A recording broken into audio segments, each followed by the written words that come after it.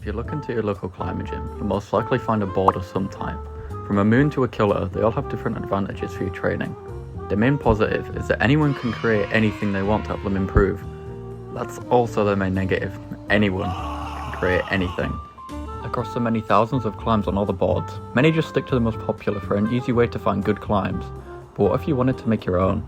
Well, today I'm going to put my creativity to the test and make a huge number of climbs on one of my local boards, trying to tackle different skill sets and build myself an effective warm-up. So, hope you enjoy.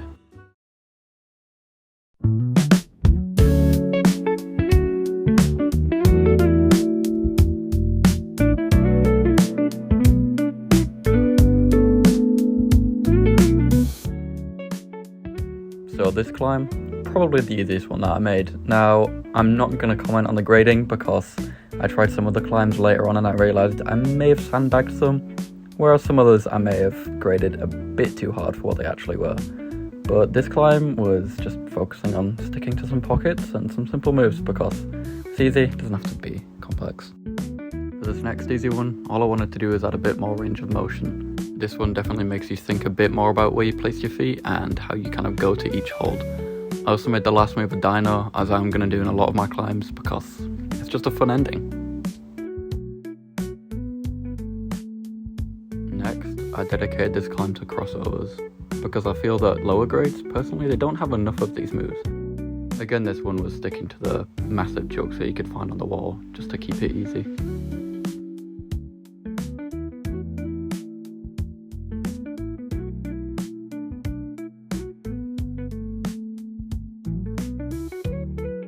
For this next one, the moves involved were very stretchy. It definitely emphasises your ability to span across an entire board, which is something I don't have that much difficulty with, but definitely creates a unique challenge of staying on the wall while also being spread out.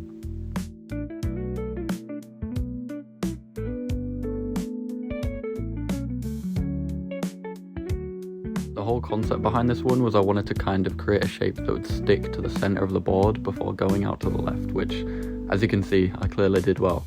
But the only issue is the fact that the board is mirrored, and I felt that kind of made it a bit more difficult than it usually would to create a unique way of getting across.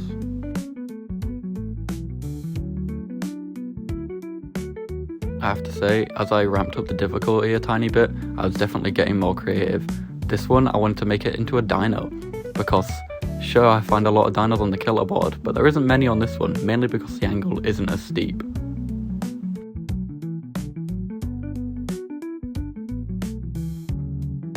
Right, for this one, I actually don't understand why I put it at such a low grade, because these crimps I'm going and crossing over on were dreadful, and the position I put myself in, also dreadful. Sure, that's the only hard part of the climb, but for sure, it should have been a bit harder.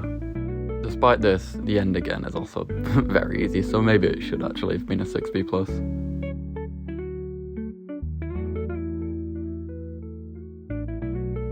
If you couldn't tell by the name, this one focused on matching, and I think I did a fairly decent job of incorporating that into the climb. My only issue with it is the fact that the second match that I go for, it involves matching with 2 fingers on each hand, which I'd argue was kind of difficult, but I'd say still within the grade range.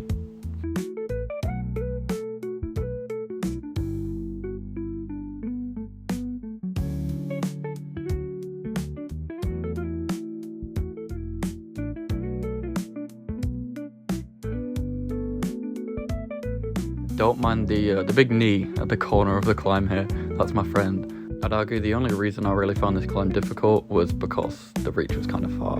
Other than that, it was fairly simplistic and just involved the last move being a bit of a pain in the ass because you had to properly secure your foot.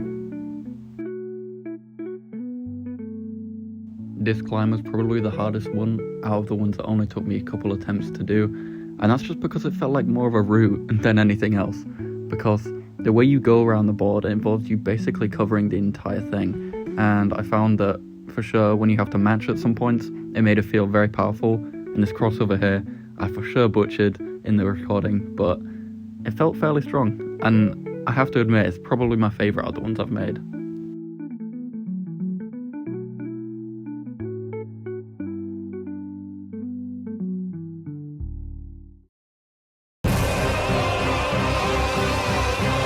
Okay, so with all the easy climbs out of the way, I'm going to show you the last one. And this one was such a pain. It took me about an hour and a half to do, not because it was hard, well it was, but because of the amount of iterations I went through. I think I revamped this climb at least 5 times, with 3 times being the main ones, so I'm going to show you them now. But the original iteration of the climb, I'm going to have to do in a different video, just because I'd say it's probably 7B, and it doesn't look it, which is stupid, because whenever you look at a board climb, especially from just a front angle, you can't really tell how difficult it is, or what the holds look like, or what they feel like.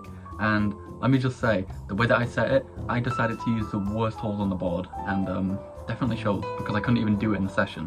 So yeah, this is the battle with the one climb that, bearing in mind I could drop at any point or change because it was my climb, but I was too determined, I was too stubborn to not get this climb, so yeah. Okay, so the first version of this climb looked like this, and you may be thinking, that's not a 7B, because it's not. It was probably about a 7A, but I just couldn't stick this middle move where you have to do a really big swing up to this really bad crimp. Now, this is me just trying it about 1 billion times, and I kept on throwing myself high, and I realized maybe, just maybe, it's a bit too far, even for me who is fairly long. Like, I was fine with the start, it was just the one singular move that I couldn't do. So this was the first iteration of it. Okay, the second version of it, don't ask why, it's got some weird like boss fog. I didn't do that, it was not intentional, I think it's just how much chalk was in the air. I'm definitely going to get lung cancer by the age of 25 just because of all the chalk I breathe in. And the reason why this is the hardest version is because, you know, I thought I was going to make it easier by making a second hold a bit nicer. So, ooh, maybe I could pull up a bit easier. But no, so all that does is change the hardest move from being the other one to a new one. But this version I do want to come back and get.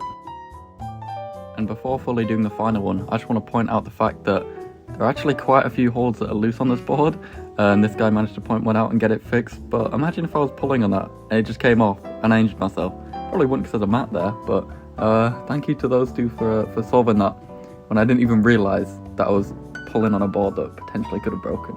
And maybe this was a bad omen actually, believe it or not, because I just want you to watch to the end of this video, because I kept recording and guess what happened?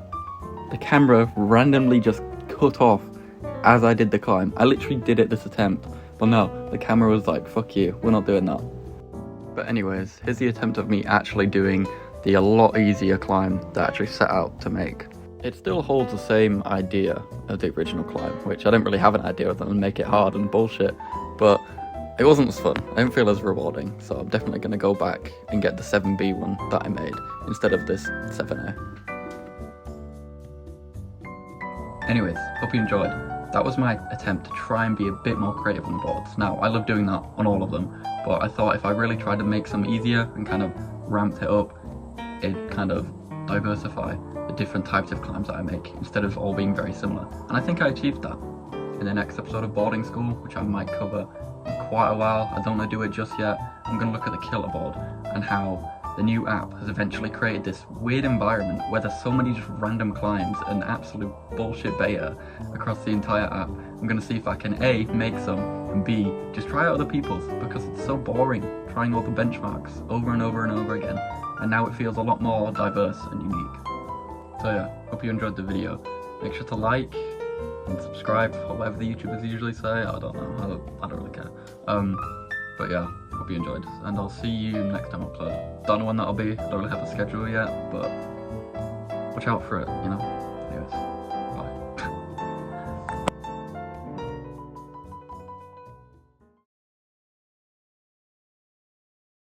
bye. Alright, man. Alright, well, let's go left. Oh. Well, he went this way, and then he went that way, and then he went this way, and then I go this way, and then I go that way. Oh god. Oh my god.